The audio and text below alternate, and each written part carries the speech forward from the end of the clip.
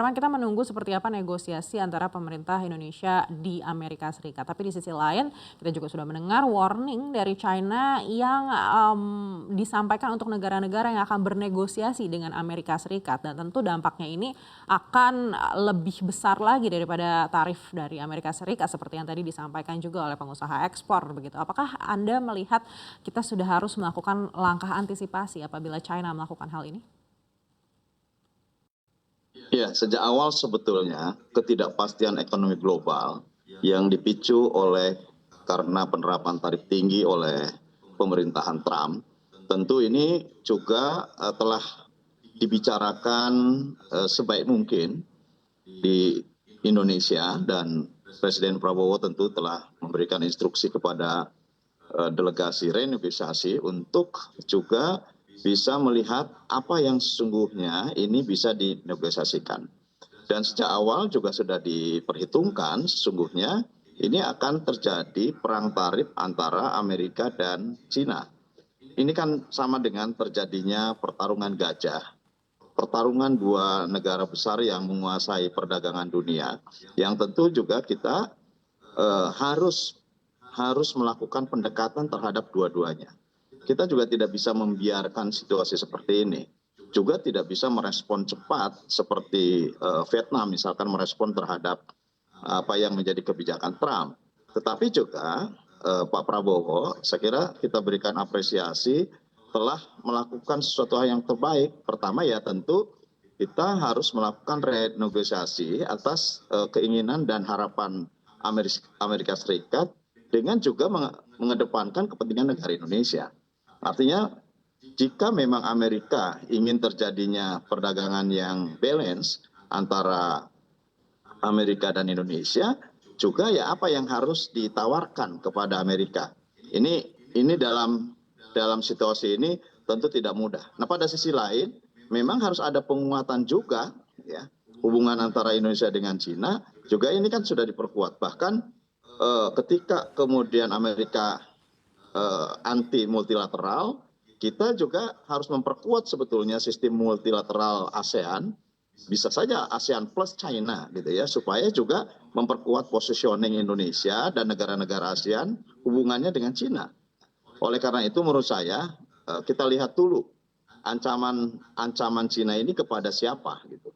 Nah, kalau jelas-jelas bahwa ancaman itu kepada Indonesia, ya tentu juga kita harus mempersiapkan cara yang tepat agar kita tidak berada dalam suasana atau dalam situasi yang simalakama gitu ya.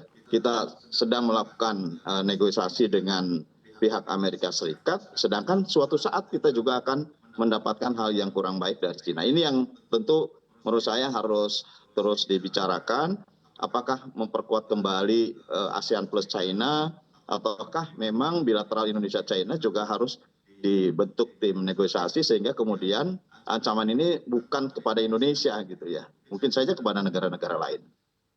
Baik, tapi Anda lihat dampaknya akan sebesar apa apabila ternyata China memang menunjukkan warning tersebut salah satunya untuk Indonesia. Apalagi kita tahu juga seberapa besar kita ini bergantung pada barang-barang baku dari China.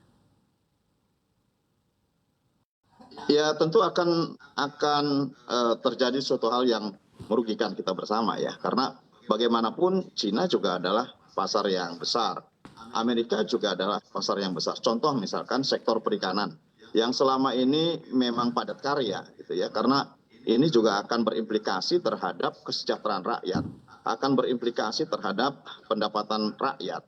Nah, industri perikanan yang sebagian besar dikelola secara padat karya, ini juga pasar terbesarnya ada di Amerika.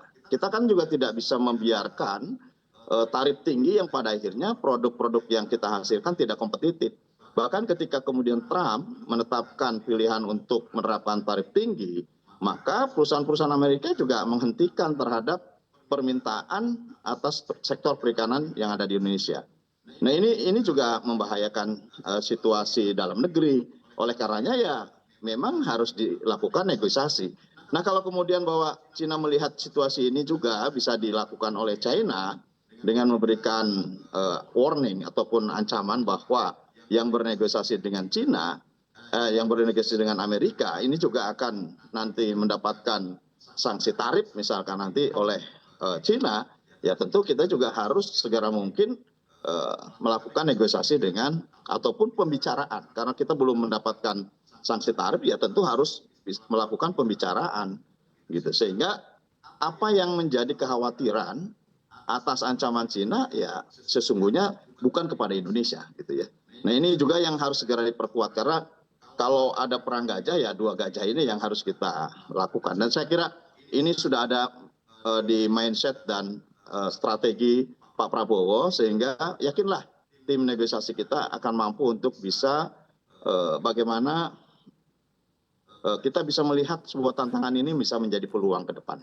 Baik, artinya volatilitas ke depan ini mungkin masih akan sangat tinggi. Lalu antisipasi apa yang diharapkan dari Komisi 6 untuk dilakukan oleh pemerintah?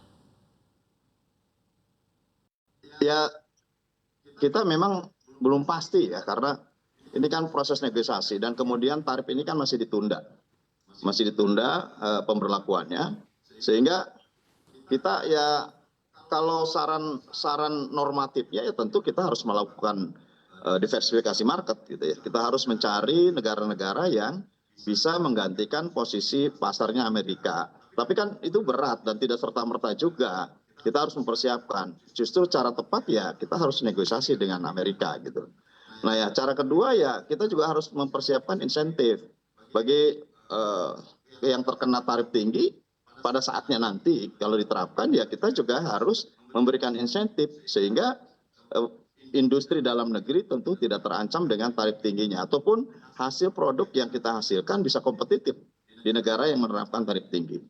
Nah pada sisi lain tentu juga kita harus melakukan efisiensi ya terhadap industri-industrinya gitu, sehingga juga apa yang kita hasilkan kompetitif. Tapi menurut saya impossible lah kalau dengan 32% misalkan, dan bahkan nanti kalau ada penerapan tarif progresif lainnya, ini kan juga kita tidak mudah dan tidak serta-merta sekali lagi.